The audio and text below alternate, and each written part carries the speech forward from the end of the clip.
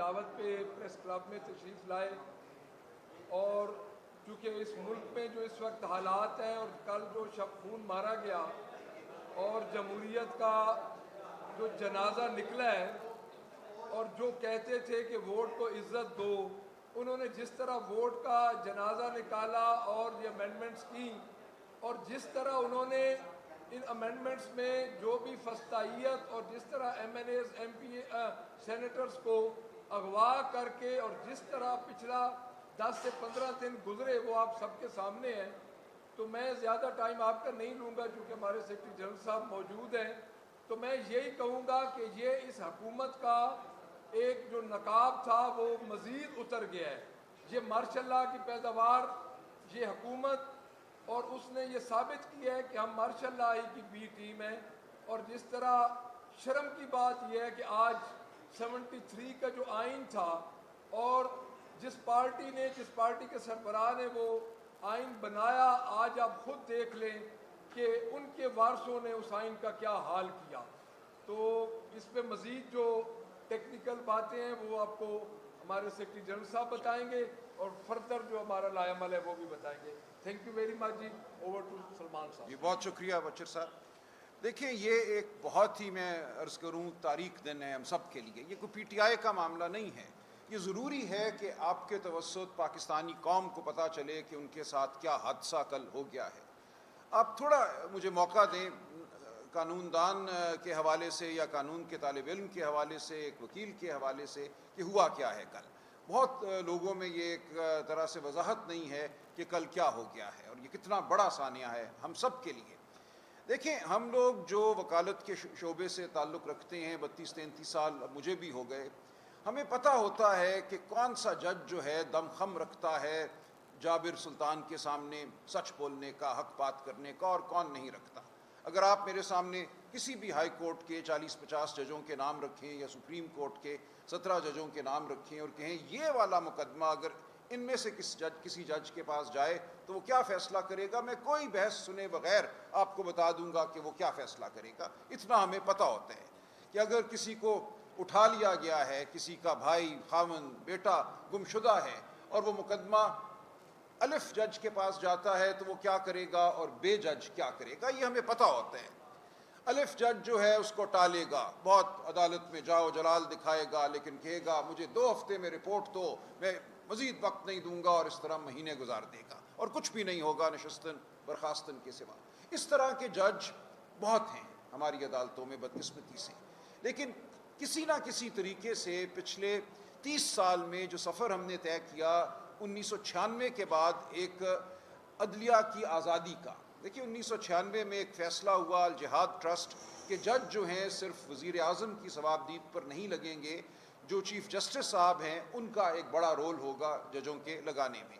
اس کے بعد 2010 میں 18ویں آئینی ترمیم آئی، اس کے تحت، اور 19ویں ترمیم پھر آ گئی، ایک جوڈیشل کمیشن بنا جس میں ججوں کی تعداد زیادہ تھی، باقی بھی تھے ارکان لیکن وہ ججوں سے کم تھے، لہٰذا ججوں کی رائے جو تھی وہ حاوی ہونا شروع ہو گئی اور حاوی رہی.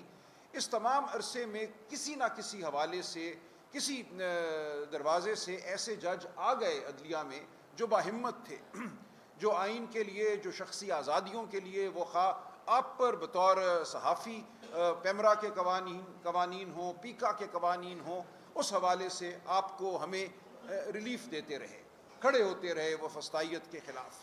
یہ تمام جو عمل تھا 2010 کے بعد، بلکہ میں کہوں گا 1996 کے بعد، اس عمل کا کل ڈراپ سین ہوا ہے، اس کو کل ختم کر دیا گیا ہے.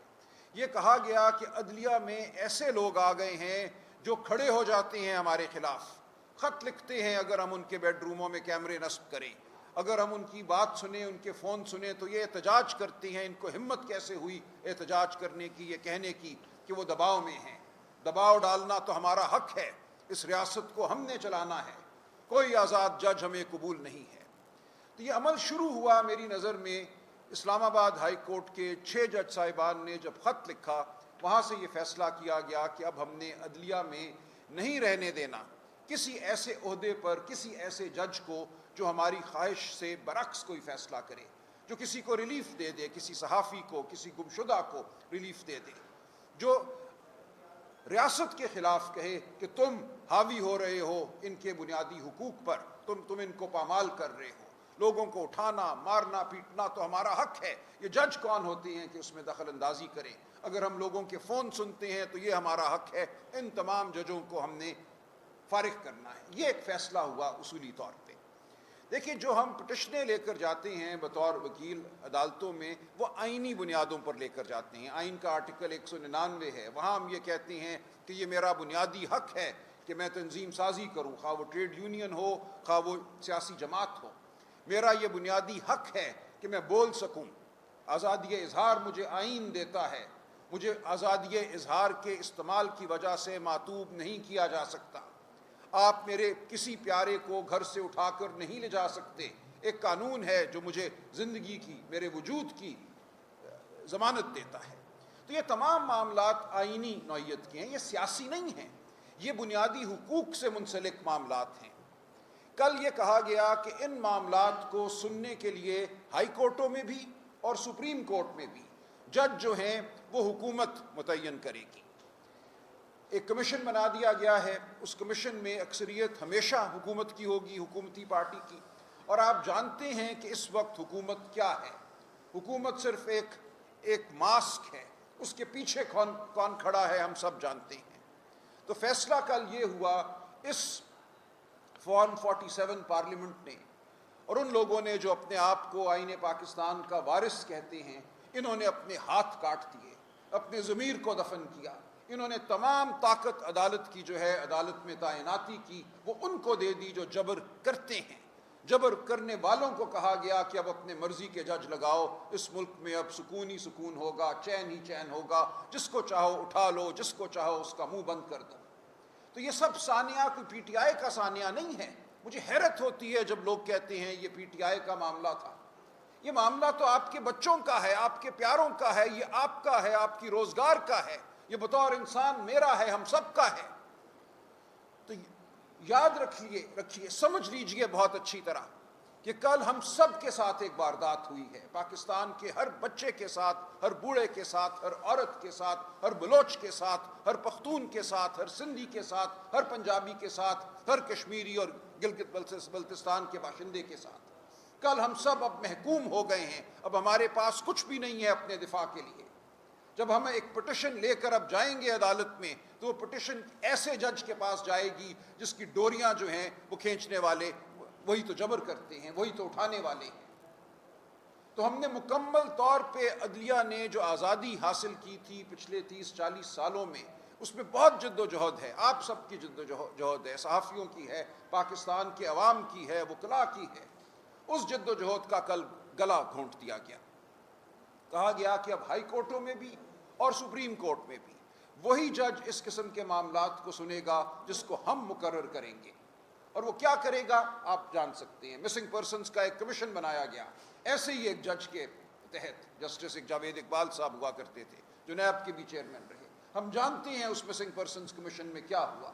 نشستن برخاستن لوگ روتے رہے، ٹھوکرے کھاتے رہے، فریاد کرتے رہے، لوگوں کا استحصال ہوا، لیکن کوئی فیصلہ نہ ہوا، ایک بھی کوئی شخص برآمد نہ ہو سکا۔ تو اب یہ حال تمام عدالتوں کا ہوگا پاکستان کی۔ ہر ہائی کورٹ میں اب ایک کانسٹیٹیوشنل بینچ نامی ایک دڑبہ بنایا گیا ہے۔ اس دڑبے میں وہ لوگ جائیں گے جن کے سر جھکے ہوئے ہیں، جن کی روح مردہ ہے، جو دلوں میں راکھ لیے ہوئے ہیں۔ سپریم کورٹ میں بھی اب یہی حال ہوگا۔ آپ کہیں دادرسی نہیں پا سکیں گے۔ ہم کالا کوٹ پہنیں گے، ہم فائلیں اٹھائیں گے، ہم آئین کی کتاب پکڑیں گے، ہم التجا کریں گے، ہم بحث کریں گے، اور ہمارے منہ پہ دے مارا جائے گا پاکستان کے آئین کو، ہماری بحث کو۔ یہ سب کچھ ہم دیکھ رہے ہیں۔ پچھلے 30-40 سالوں میں ہم جانتے ہیں کہ ہمیشہ ججوں کا ایک گروہ ہوتا ہے جو تابع ہوتا ہے، جو مطیع ہوتا ہے۔ لیکن ہم نے بڑی جد و جہد سے، بڑی کوشش سے اپنی عدلیہ میں ایسے جج پیدا کیے تھے جو دکھا رہے تھے، طاقت دکھا رہے تھے، جو انسان کے ساتھ احترام سے پیش آ رہے تھے، احترام انسانیت کو وہ برتر سمجھتے تھے، جبر کے سامنے کھڑا ہونا شروع کر رہے تھے۔ ان کی ٹانگیں کاٹ دی گئی ہیں، ان کے ہاتھ توڑ دیے گئے ہیں، ان کی زبان کھینچ لی گئی ہے۔ کل یہ ہوا ہے۔ اس لیے جان لیجئے کہ آج اور کل پاکستان بدل گیا ہے۔ ہم ایک بہت تاریک دور میں چلے گئے ہیں. یہ وہ دور ہے جو شاید انگریز کے زمانے میں بھی نہیں تھا.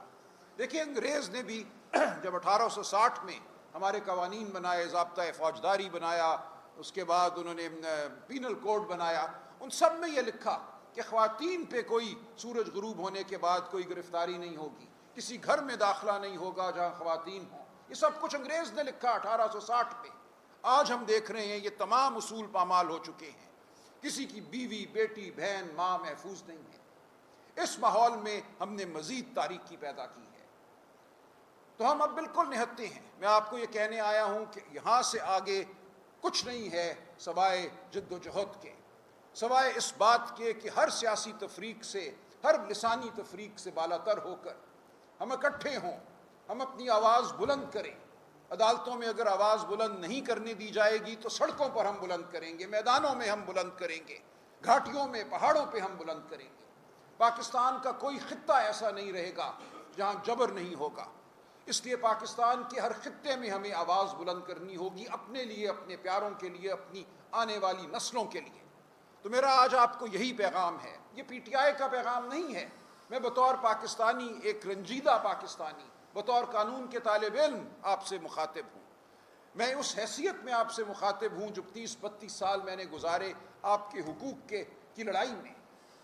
جو لوگ جانتے ہیں میرے کیریئر کو وہ جانتے ہیں کہ کبھی میرے دفتر سے کوئی غریب خالی ہاتھ واپس نہیں گیا, کوئی مزدور کبھی میرے دفتر سے واپس نہیں گیا. کوئی میرے دفتر میں اگر داخل ہوا ہے, کسی فیکٹری میں کام کرنے والا مزدور, کوئی پی این, اس کی پٹیشن, آئینی پٹیشن لے کر میں ہمیشہ عدالت کے سامنے گیا. فیس تو ظاہر ہے, سوال پیدا نہیں ہوتا. وہ پینشنر ہو, وہ نکالا ہوا مزدور ہو, ہم آئینی پٹیشنیں لے کر عدالتوں میں جاتے تھے. اب کس عدالت میں جائیں گے؟ میں اب کیا اس کو دلاسا دوں گا کہ تمہیں میں اس عدالت میں لے جاؤں گا جہاں ایک شخص بیٹھا ہوگا, اس نے بوٹ نہیں پہنے ہوں گے, وردی نہیں پہنی ہوگی, لیکن اس کا دل اور دماغ جو ہیں وہیں سے ٹٹولے جائیں گے, وہیں سے کنٹرول ہوں گے. تو یہ ہے وہ سانحہ جو ہمارے سامنے کھڑا ہے. تو میری آپ سب سے گزارش ہے, پاکستان کے ہر شہری سے گزارش ہے کہ اب اٹھو, بہت ہو گیا. اب ہمارے پاس کوئی چارہ نہیں ہے اس کے سوا کہ ہم اپنی آواز بلند کریں. ہم لڑتے رہیں گے عدالتوں میں, جو بھی ہے, جس قسم کی بھی عدالتیں ہیں, لیکن وہاں آپ توقع نہ رکھیے. اب آپ کو معاملات کو سمجھنا ہوگا, اپنے ہاتھ میں لینا ہوگا. جو عمل ہے یہ مدافعت کا, ریزسٹنس کا, اس کا حصہ بننا ہوگا. تو میری آپ کو یہی دعوت ہے, چاہے آپ پی ٹی آئی میں ہوں, چاہے آپ پی ٹی آئی سے باہر ہوں, کہیں بھی ہوں, اب آپ کے پاس کوئی آپشن نہیں ہے اس کے سوا کہ آپ مدافعت کریں, پاکستان کو بچائیں, پاکستان کو تاریک تر ہونے سے بچائیں. اس کو ہم نے قبرستان نہیں بننے دینا, یا قبرستان کی خاموشی نہیں ہم نے ہونے دینی. کوئی ملک فلاح نہیں کرتا. آج ہر بچہ اس ملک کا یہاں سے بھاگنا چاہتا ہے. اس کی کیا وجہ ہے؟ کیونکہ کسی کو اپنی عزت کا تحفظ محسوس نہیں ہوتا. کسی کو یہ نہیں لگتا کہ یہاں کام قانون اور قاعدے کے مطابق ہوگا. اگر اس کے حق پر ڈاکہ ڈالا گیا تو کوئی عدالت ہوگی جو اس کو ریلیف دے گی, جو اس کو اس کا حق لوٹائے گی. آج وہ خواب اگر تھا کہ اس ملک میں قانون کی حکمرانی ہوگی تو وہ خواب ہم سے آج اور دور ہو گیا ہے. تو میری یہی گزارش ہے, درد مندانہ گزارش ہے کہ آئیے اپنا ساتھ دیجئے, پاکستان کا ساتھ دیجئے, شرافت کا ساتھ دیجئے. ہم آپ کے ساتھ ہیں. بہت شکریہ. باری باری انہیں کر لیں, انہیں ماڈریٹ کر لیں. ایک منٹ آپ ماڈریٹ کریں. آپ دیکھیں,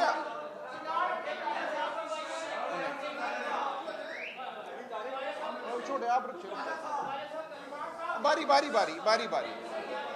اچھا ایک منٹ بھائی, ایک منٹ, پہلے میں ان کو لوں گا پھر آپ کو لوں گا. چلے ہاں, چلے ہاں, جی جی, سنیے سنیے سنیے. ہاں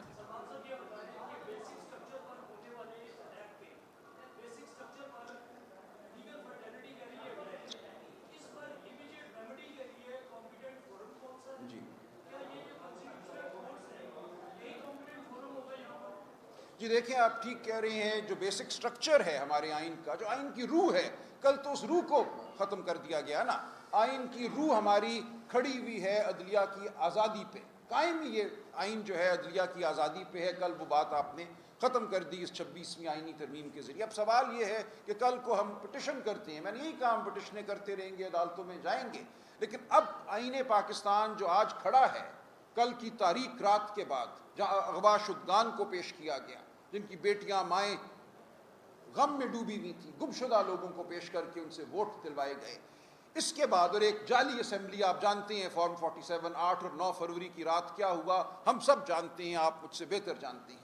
اس اسمبلی کے ذریعے پاکستان کے آئین کی روح کو کل ختم کیا گیا۔ اب اگر ہم ایک پٹیشن لے کر جاتے ہیں تو وہ انہی آئینی عدالتوں یا آئینی بینچوں کے سامنے جائیں گے، تو کیا یہ لوگ جو رہین ہیں اس تاریک رات کے، وہ آپ کا خیال ہے ہمیں ریلیف دیں گے؟ وہ کہیں گے کہ ہاں ہمیں غلط لگایا گیا، تو اس لیے بھول جائیں، کوئی یہاں پہ آپ کو اب عدالتی ریلیف نہیں ملے گا، بھول جائیں اس بات کو، یہ آسان رستے ہوتے ہیں۔ ریلیف آپ کو ملے گا صرف جد و جہد کے نتیجے میں، ریلیف آپ کو ملے گا سڑکوں پہ، کیونکہ ووٹ تو بے وقت ہو گیا، آپ جب مرضی ووٹ ڈال دیجئے، وہ تو پھر فارم 45 بنائیں گے، اس کو تبدیل کریں گے اور ایک نیا فارم 47 بن جائے گا۔ میں نے خود الیکشن لڑ کے دیکھ لیا، بےمانی ہے اب الیکشن کا عمل، بےمانی ہو گیا ہے قانون کے تحت عدالتوں میں جانا۔ اب ہمارے سامنے ایک ہی راستہ ہے اور کوئی راستہ نہیں۔ چارٹر آف ڈیموکریسی پر بڑا عمل ہوا ہے کہ رات کی شب رات کو جو خون مارا گیا ہے، کہ بے نظیر کی روح بھی خوش کر دی گئی ہے اور عمران نواز شریف کو بھی خوش کر دیا گیا ہے کہ ان کی خواہشات تھی یہ اس قسم کا بل لانا۔ آج بلاول بھٹو بہت کامیاب ہو گئے کہ میری ماں کی روح خوش ہو گئی ہے۔ کیا قائد اعظم کی روح نہیں تڑپ رہی ہوگی کہ ان کے جو منشور تھا، جو فلائی ریاست کا تصور تھا، اس پر عمل آج تک نہیں ہوا؟ میں عرض کروں، دیکھیں کل جو ہوا، نام تو قائد اعظم کا بھی لیا گیا، نام لیا گیا چارٹر آف ڈیموکریسی کا اور محترمہ کا، یہ بہت ہی افسوس کا لمحہ تھا کہ ایک شخص نے پاکستان کی، اپنے خاندان کی پوری تاریخ کو مسخ کیا۔ دیکھیں قائد اعظم نے بات کی تھی کانسٹیٹیوشنل کورٹ کی 1930 میں، جب یہ خطہ تاریکی میں ڈوبا ہوا تھا، کلونیلزم کی جو ہمارے اوپر رائج تھا، جو انگریز حکمران تھا، وہاں تو آپ پر نہیں مار سکتے تھے، وہاں کوئی تصور نہیں تھا آئین کا، وہاں کوئی تصور نہیں تھا آئینی حقوق کا، بنیادی حقوق کا۔ قائد اعظم نے تو یہ کہا کہ ہمیں 2 حقوق اور ایک آئینی عدالت قائم کرو۔ اس تاریکی کے دور میں ہمارے پاس تو اب ایک عدالت موجود تھی جو پچھلے 30-40 سال میں توانا تر ہوئی تھی، کل تو آپ نے اس عدالت کو ختم کیا ہے۔ جب چارٹر آف ڈیموکریسی ہوا، میری نظر میں غلط تھا وہ تب بھی، دیکھیں یہ کوئی ایک آئینی واقعہ نہیں تھا، یہ تو 2 سیاسی جماعتیں ایک ہوٹل میں بیٹھی، ایک کاغذ پہ دستخط کیا انہوں نے، وہاں بھی یہ لکھا تھا کہ 6 سال کے لیے مشرف دور میں جو آلائشیں جو LFO کے ذریعے آئین میں داخل کی گئی ہیں اور جو جج مشرف دور میں لگائے گئے ہیں، چونکہ ان پہ ہمیں اعتبار نہیں ہے، اس لیے نئی ایک عدالت قائم ہو تاکہ ہم نئے سرے سے آگے بڑھ سکیں۔ اس کا آج سے کوئی تعلق نہیں ہے، 18ویں ترمیم ہو گئی 2010 میں، اس کے بعد 14 سال گزر گئے، جیسا میں نے عرض کیا آج عدالتوں میں دم خم ہمیں نظر آ رہا تھا، یہ اس دم خم کو ختم کرنے کے لیے کیا گیا ہے۔ یہ نہ محترمہ بینظیر بھٹو کا خواب ہے، نہ یہ قائد اعظم کا خواب ہے، یہ جس کا خواب ہے آپ اور میں جانتے ہیں وہ کون ہے۔ سلمان صاحب، یہ جوڈیشل کو 2013 سے ہم دیکھ رہے ہیں کہ بہت سے وزیر اعظم آئے اور گئے، پھر 2018 میں میاں نواز شریف کو پاناما میں نگران جج بھی اٹھا دیا، اس کی مثال قانون اور آئین میں نہیں ہوتی۔ پھر ہوتا یہ ہے کہ آپ کو جسٹس فائز نہیں پسند، ان کو جسٹس جاد الحسن صاحب نثار نہیں پسند، تو پھر آئینی ترمیم آ گئی۔ اب مجھے یہ بتائیں کہ ملک کو چلانے کے لیے کیا چیزیں ایسی ہونی چاہیے؟ آپ کو بھی بل بیٹھا جیسا کہ رات مولانا فضل الرحمان نے کہا، پھر آپ کے پارٹی چیئرمین نے ان کی تعریف کی، انہوں نے کہا کہ ہمیں تو قدم بڑا اچھا لگ رہا تھا، وہ کہہ رہے تھے کہ ان کے ساتھ ہماری بڑی اچھی بات چیت، تو آپ بھی سمجھتے کہ ملک کو آگے چلانے کے لیے کچھ بہتر راستے نکالیں؟ دیکھیں یہ تو بہتری نہیں نہ ہوئی جو آپ نے بات کی کہ ایک سپریم کورٹ نے نگران جج مقرر کر دیا، اور ہم جانتے ہیں کیا ہوا، واٹس ایپ پہ ہوا، یہ سب کچھ تو یہ تھا کہ اس وقت ان کو پس پردہ یہ کارروائیاں کرنی پڑتی تھیں مقتدرہ کو۔ اب تو آپ نے مقتدرہ کو براہ راست حق دے دیا کہ وہ اپنی مرضی کے جج لگائے۔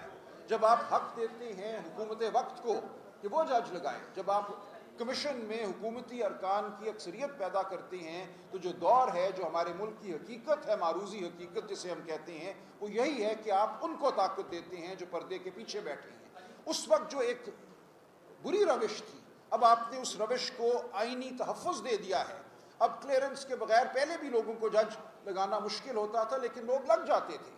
دیکھیں بہت سے لوگ جج بنے ہیں پچھلے 10-15 سال میں جن کے حوالے سے مقتدرہ کی خواہش تھی کہ وہ جج نہ لگے، لیکن چونکہ جوڈیشل کمیشن میں جج صاحبان کی اکثریت تھی، انہوں نے اصرار کر کے لوگوں کو لگوایا ان کی قابلیت کے تحت۔ بابر ستار صاحب ہمارے سامنے ہیں، میری نظر میں وہ پاکستان کے اس وقت قابل ترین جج، لیکن وہ مقتدرہ کے سب سے معطوب جج بھی ہیں، کیونکہ وہ اپنے ذہن کے مطابق کام کرتے ہیں، وہ لوگوں کے فون نہیں ٹیپ ہونے دیتے، وہ بلا لیتے ہیں آئی جی کو، وہ روک دیتے ہیں ان احکامات کو جن کے تحت جبر کیا جا رہا ہوتا ہے، وہ خط بھی لکھ دیتے ہیں اگر ان کے بیڈ روم میں کیمرہ ملے تو۔ ایسے ہی لوگوں کو نکالنا مقصد تھا اور یہ مقصد اب حاصل ہوگا۔ سر جی یہ بتائیے گا کہ جو نئے چیف جسٹس آنے والے ہیں اس حوالے سے پی ٹی اے کا کیا بیانیہ ہے؟ کیا آپ انہیں تسلیم کریں گے؟ دوسرا بچر صاحب آپ سے بھی یہ صاف سوال ہے کہ سڑکوں پہ آنے کا، کیونکہ آپ کی باتوں سے یہ لگ رہا ہے کہ پی ٹی اے دوبارہ سڑکوں پہ ہے، تو آپ کے حوالے سے دوبارہ سڑکوں پہ آنے لگے آپ؟ نہیں، مجھے جواب دینے دیں۔ دیکھیں سڑکوں پہ پی ٹی آئی اکیلی نہیں آئے گی، سڑکوں پہ آپ بھی آئیں گے۔ دیکھیں ایسا نہیں ہوگا کہ یہ کوئی پی ٹی آئی کا معاملہ ہے، سڑکوں پہ آپ دیکھیں گے پورا پاکستان آئے گا، اس کے لیے ایک لائحہ عمل ہوگا، ہم ہر ایک سے بات کریں گے، ہم پاکستان کے طول و عرض میں گفتگو کر رہے ہیں لوگوں کے ساتھ، ہماری جو لوگوں کی تشویش ہے وہ ہماری تشویش ہے، یہ پی ٹی آئی کا ہرگز معاملہ نہیں ہے، تو ہم پورے پاکستان کو ساتھ لے کر چلیں گے۔ دیکھیں ایک منٹ، ایمن کا جو سوال ہے جی، دیکھیں چیف جسٹس تو جو ہوگا وہ ہوگا نا، میں نے آپ کو بتا دیا کہ جو سپریم کورٹ کا چیف جسٹس ہوگا وہ بیچارہ بے وقت ہوگا، ساری طاقت تو کانسٹیٹیوشنل بینچ کا جو صدر ہوگا اس کے ہاتھ میں ہوگی، تو جو بھی لگ جائے چیف جسٹس کوئی فرق نہیں پڑتا، وہ بغیر طاقت کے، بغیر کسی استحقاق کے ایک نمائشی قسم کا جج ہوگا، ٹھیک ہے، وہ دیوانی فوجداری مقدمات تو کرے گا، لیکن جو آئینی مقدمات ہیں اس حوالے سے اس کے پاس کوئی طاقت نہیں ہوگی۔ پہلے یہ پھر ہاں بولیے۔ آپ کے لوگ جو ہیں 5 لوگ قومی اسمبلی میں انہوں نے حمایت کی ہے، ان کا کیا آگے سے ان کا فیوچر کیا ہوگا؟ پارٹی کے حوالے سے آپ جنرل سیکرٹری ہیں، دوسرا یہ فرمائیں کہ مولانا فضل الرحمان کا جو کردار تھا وہ کیسا دیکھتے ہیں اس سائڈ سے؟ دیکھیں جن لوگوں نے پارٹی سے غداری کی ہے ان کا وہی مستقبل ہوگا جو ایک غدار کا ہونا چاہیے، ظاہر ہے ہم ان کو اسمبلی سے بھی ہٹائیں گے اور پارٹی سے بھی خارج کریں گے۔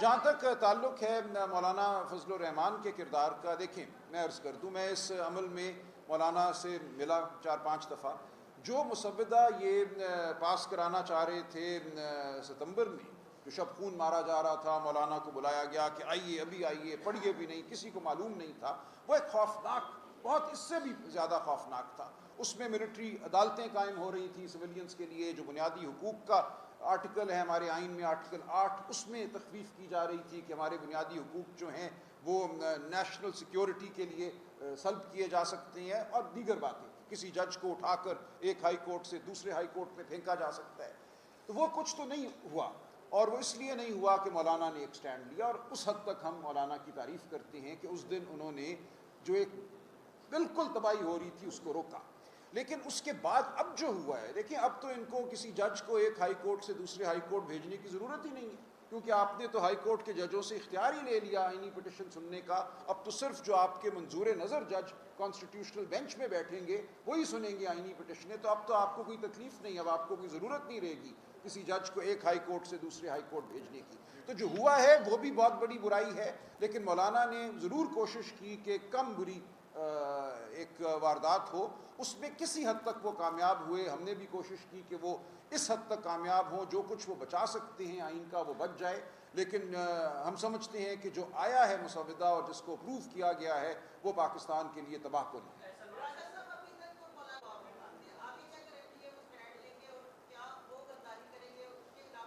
یہ دیکھیں مولانا جو ہیں وہ کوئی ہمیں تو جواب دہ نہیں ہے، ان کی اپنی جماعت ہے، ان کی اپنی پارٹی ہے، وہ جو بھی کریں گے، اور بالکل ہمیں یہ خدشہ ہے کہ آئندہ مزید آئینی ترامیم لائی جائیں گی۔ کل جو ماؤتھ پیس ہیں مقتدرہ کے، انہوں نے برملا یہ ٹی وی پہ آ کے، وہ چاہے کوئی سیاستدان ہو یا کوئی اور ہو، انہوں نے تو کہہ دیا ہے کہ یہ تو صرف پہلی قسط ہے، اس کے بعد ابھی اور اقساط آنی ہیں، اور پھر دیکھیے گا کہ آئین کے ساتھ کیا ہوتا ہے۔ بڑے فخر سے انہوں نے کہا کہ اس دفعہ تو ہمیں ڈگی سے نہیں نکالنے پڑے لوگ، اگلی دفعہ ضرورت ہوئی تو ڈگی سے نکال کے بھی لائیں گے اور ہم کریں گے مزید ترامیم۔ تو پاکستان کے آئین پر ایک حملہ ہے، میں اس لیے کہہ رہا ہوں آپ کو انحصار مولانا پہ یا ہم پہ نہیں کرنا، اب آپ کو انحصار اپنے آپ پہ کرنا ہے۔ دیکھیں پاکستان کی تاریخ گواہ ہے پاکستان کو بچانے والے، پاکستان کے آئین کو بچانے والے، پاکستان کی شرافت کو بچانے والے عام لوگ ہیں، چاہے وہ 1968 کی تحریک ہو ایوب خان کے خلاف، 1969 کی، چاہے اس کے بعد کی لائرز موومنٹ ہو. اس میں سیاسی جماعتیں نہیں تھیں صرف، اس میں پورا معاشرہ باہر نکلا تھا. تب ہم نے پاکستان کو بچایا، معاشرے کو پھر باہر نکلنا ہوگا.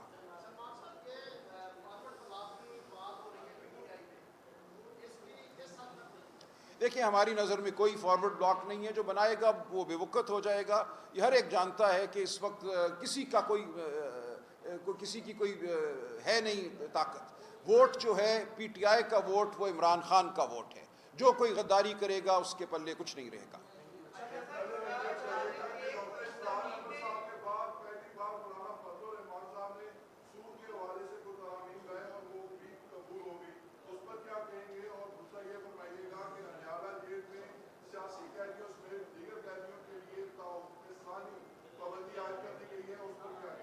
یہ دیکھیں جو مولانا نے کاوش کی ہے دینی سطح پہ، اس کو ہم نے سب نے سراہا ہے. اس کے اوپر تو کسی کا کوئی اعتراض نہیں تھا اور یہ اتفاق تھا. جہاں تک قیدیوں کا معاملہ ہے اڈیالہ جیل میں، یہ انتہائی افسوسناک صورتحال ہے. دیکھیں عمران خان کو دنیا سے کاٹنے کے لیے 3 اکتوبر کے بعد اڈیالہ جیل میں 8000 قیدی ہیں. سب کا رابطہ دنیا سے منقطع کر دیا گیا ہے تاکہ یہ کہا جائے ہم نے تو یہ سب کے لیے کیا ہے. مقصد صرف یہ تھا کہ عمران خان کو دنیا سے علیحدہ کیا جائے. میں ملا ہوں خان صاحب سے پرسوں اور ہمیں خصوصی اجازت دی گئی. جب ہم خان صاحب سے ملے اڈیالہ جیل میں تو انہوں نے یہ بتایا کہ 3 اکتوبر کے بعد 5 دن ان کے کمرے کی، ان کے سیل کی جو 8 فٹ بائی 10 فٹ ہے یا 8 فٹ بائی 8 فٹ ہے، اس کی بجلی کاٹ دی گئی. یعنی کہ 5 سوا 5 بجے کے بعد ہر روز وہ مکمل تاریکی میں تھے. کوئی پنکھا کوئی چیز ان کے کمرے میں نہیں چل سکتی تھی. 1 منٹ، آج دن تک یہ صورتحال ہے کہ ان کو اخبارات نہیں مل رہے، ان کو ٹی وی نہیں مل رہا. ان کو ان کے سیل سے جو یہ 8 بائی 8 کا میں نے بتایا صرف 1.5 گھنٹے کے لیے نکلنے کی اجازت ہے، وہ بھی جیل میں کوریڈور میں واک کرنے کی. ان کو کسی قسم کی ورزش کی اجازت نہیں ہے. ورزش کی ایک سائیکل وہاں موجود ہے، ان کو اجازت نہیں ہے کہ اس پہ بیٹھ سکیں، اس کو چلا سکیں. 22.5 گھنٹے وہ شخص قید تنہائی میں اس سیل میں رہتا ہے. اور یہ 3 اکتوبر سے یہ صورتحال ہے.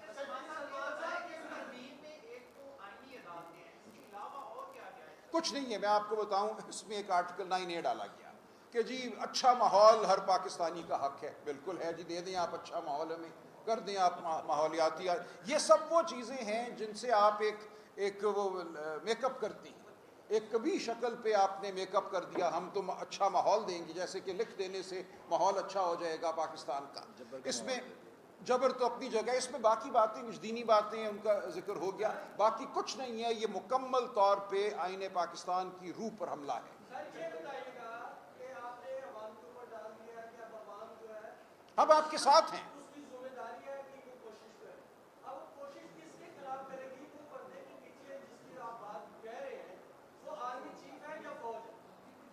نہیں دیکھیں فوج تو نہیں ہے نا. ہم فوج کو بطور ادارہ تو ہمیشہ تعظیم کرتے ہیں. جو سیاست میں کردار ہے، جو ریاست کو چلانے میں کردار ہے، ہم نے اس کے خلاف مزاحمت کرنی ہے. اور دیکھیں یہ مزاحمت کسی فرد واحد کے خلاف نہیں ہے، یہ اس سوچ کے خلاف ہے. اور یہ سوچ پاکستان میں حاوی ہے 1950 کی دہائی سے کہ پاکستان کو ہم نے چلانا ہے. وہ جو بھی آتا ہے اس کا یہی خیال ہوتا ہے کہ پاکستان جو ہے میں نہیں چلاؤں گا تو بکھر جائے گا، تتر بتر ہو جائے گا. میرے لیے ضروری ہے. اور پھر اٹھایا جاتا ہے لوگوں کو، کوئی گمشدہ ہو جاتا ہے، کوئی مارا جاتا ہے. تو ہم نے اس سوچ کے خلاف لڑنا ہے اور ہم نے کہنا ہے کہ صرف آپ نہیں، کوئی بھی جو ہے آنے والا وہ یہ نہیں کر سکتا، ہمیں وہ محکوم نہیں کر سکتا.